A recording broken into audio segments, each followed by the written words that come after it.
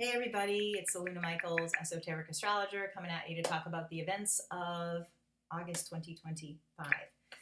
Okay, so the big news. Oh, wait, I have to always say thank you to the guys at Know Thyself Podcast. Thank you for recommending so many cool people to me. And let's see. Let's talk about Mercury going direct and then other stuff. I'm doing this a little bit late because Mercury's retrograde. Today is the 8th, Friday, and Mercury is going to be going direct this weekend, Monday, but it's slowing down to go direct. So Mercury represents, your plans and events and things like that, and communication, and things can get a little weird or a little bit like a still point, which can be great for meditation and great for your own insights and stuff. But it just real life, quote unquote, can be a little harder. But in terms of like if you do any dream work or developing intuition, it's a very cool time. Also, the planet Mars is just going into Libra, and I've talked a lot about, Pluto just went into Aquarius, Uranus just went into Gemini, Saturn and Neptune just went into Aries. So that means when Mars going into Libra, Mars will oppose Saturn and Neptune, trine Pluto, trine Uranus. So lots happening this weekend as Mars, which moves really fast, but it's like, okay, the Mercury slowing down to change direction, and then Mars is like, oh, I'm in a new sign, boom, boom, boom, boom, and a lot is going on, but it's all sort of all over the place, and then there's even a full moon this weekend, so energy is high, but a little confusing, and I was bringing up the Mars because Mars is going to be, one of the things it's doing is opposing Neptune, so Mars is how you take action, and Neptune is a little confused. So it's hard to take a direct action, but that's where these sort of inner voyages, it's kind of good for going in this like Neptunian space, like a dream, meditation, and then it's helped because of the Mercury sitting still. So your thinking is in this kind of open, questioning place that a lot of new ideas can come in. But it's just not the greatest for doing the things, So it's like once we get into the next week, it's about kind of seeing what really holds water, or what was the right direction, or now that you have this interesting information, what will you do with it now? So it's a time to sort of reflect and gather information and then take action like the following week on things. So but all that being said, too, if it's like spontaneous plans can emerge over the weekend and that sort of stuff that doesn't have too much implications, then that's fun. But if you're trying to make big decisions, it's like, let's wait and see what sort of rolls out after Mercury is direct.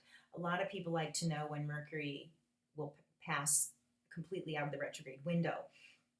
And that will be on the 25th when Mercury gets to 15 degrees of Leo. And then it will cover new territory. But it's direct, it's good. But some people like to be completely out of that window. The other fun thing that's happening this month is, because I think all that Mars stuff is kind of fun once we get into the following week, and maybe it's less confusing. But there is this sense of, a lot of people, like I always went to school the day after Labor Day, but I know a lot of people go to school, back to school in August, but it is kind of fun for starting new things and learning new things, and kind of a good back to school sort of energy, or if you're still taking vacations, it's a real nice, fun, adventuresome time with Mars, which is like that leadership or fun, or initiating cool new projects and taking risks in a healthy, positive way. Like all that is kind of fun for the second part of August. But we also have Venus, which is in Cancer. Jupiter is in Cancer. And so they're going to conjunct, be the same as, so Venus right next to Jupiter for about 2 weeks, roughly, starting, what did I write down? Well, I wrote the 10th to the 16th, but I think there's a little leeway even later than that, kind of give it an extra week, which is really fun for summertime stuff. If you don't have to be in school, or after school you can play or whatever.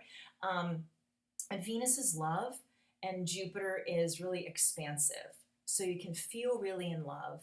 You can feel, it can be new relationships, even if it's just friendships, or it could be romantic relationships. It could be reconnecting with things you love about your current partner. Jupiter's a lot about gratitude. So working spiritually with gratitude is wonderful for this time. And getting in a habit of gratitude, writing a gratitude list, and they see how it literally changes your brain on brain scans. It's kind of interesting. It changes the hormones in your body to less cortisol and stuff like that. But maybe taking that upon yourself to make gratitude a habit. And I think I might have mentioned on another video that sometimes for me, gratitude is in my head. Like I think I'm grateful for this, I'm grateful for that. And I started, instead of saying I'm grateful, I started saying I love this. Like if I think, this is an obscure one, but I do love pistachio ice cream, but I could say I'm grateful for pistachio ice cream, write it on my list. But if I say I love pistachio ice cream, you know, I live on the Gulf of Mexico and I swim a lot. That's why my hair is looking this way. But you know, I could say I'm grateful I saw a manatee today on Clearwater Beach, or I could say I love the manatee I saw on Clearwater Beach. I love the Gulf of Mexico. I love the ocean. I love the manatees. You know, and to me, it has more of an emotional impact rather than a conceptual impact. So sometimes I find my gratitude list, if something feels like I'm grateful, if I say I love it, I love this, you know, I love spending time with so and so. I'm grateful for my friend or her. So it becomes more of an exercise of like bringing my heart and mind into it. So I'm going to do that. But anyway, Jupiter with Venus is a great time to expand and really focus on the things you love and let it get even bigger and really take more space inside of you and let it like engender more like a positive vicious cycle, you know, because Jupiter expands, expands, expands. So the other thing though, because the sign is Cancer, this can be about self-care, you know, taking the time to eat well. Cancer is about nourishing yourself, loving your body, praising your body instead of pick, you know, and spending time with family or kind of being grateful for sort of simple, sort of like small things that can go unnoticed that are very foundational as part of the sign of Cancer. But especially if you have eating issues, I think it can be a real different take on things about, you know, really either appreciating what you're eating so you're not gobbling if it is sweet treats or something like that. But also think, is this kind if I'm going to eat this? If you're going to eat a food and you're going to, you know, if you're lactose intolerant and you go eat all that pistachio ice cream, right? Oh, it wasn't great. You know, maybe I should have had whatever, the coconut milk pistachio ice cream, and it wouldn't have done that to my body. And like keep thinking about, is this kind to my body? And so you can change your eating habits from a space of loving. And you know, there's another thing too about the Jupiter and Venus is like I remember I had this friend when I was in my early 20s, Barbara, if you're out there, and she made this salad and it had like, and I remember there was like red cabbage and I was like, what's that? You know, and she had carrots and all the different colors. This is before they eat the rainbow time even. And she was like, isn't this all so beautiful? Like nature is so beautiful and I get to eat this.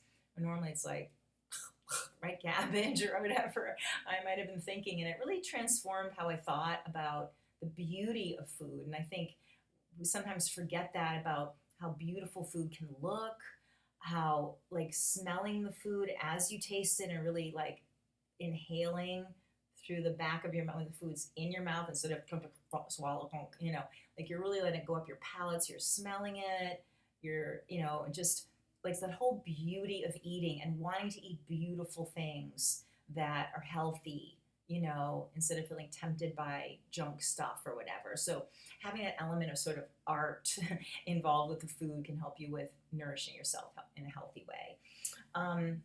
So yeah, it's just kind of wanted to say those things. And I feel like I kind of ran through stuff a little bit quickly, but because that Mars is just like ping, ping, ping off so much stuff, it's all kind of happening in that, you know, like I guess the 10th or the 16th as well, with the Mars doing what it's doing.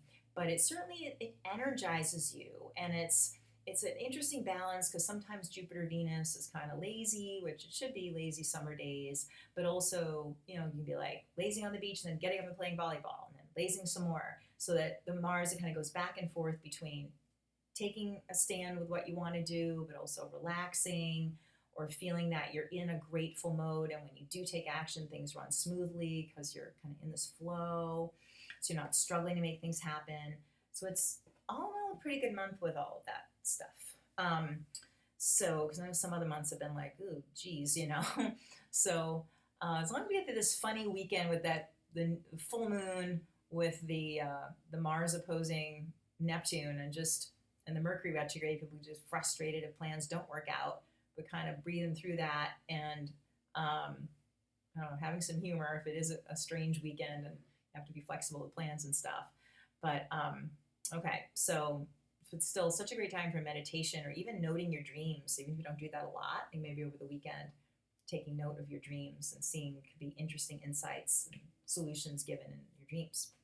Okay, so if you want to get a session with me, you can go on my website, alunamichaels.com, and email me from there. Or you can call or text me at 248-583-1663. The number's below in the YouTube description. I sometimes don't see the YouTube comments, so that's hard for me to get you from there. But so I will see you next month, and bye-bye for now, and enjoy your August.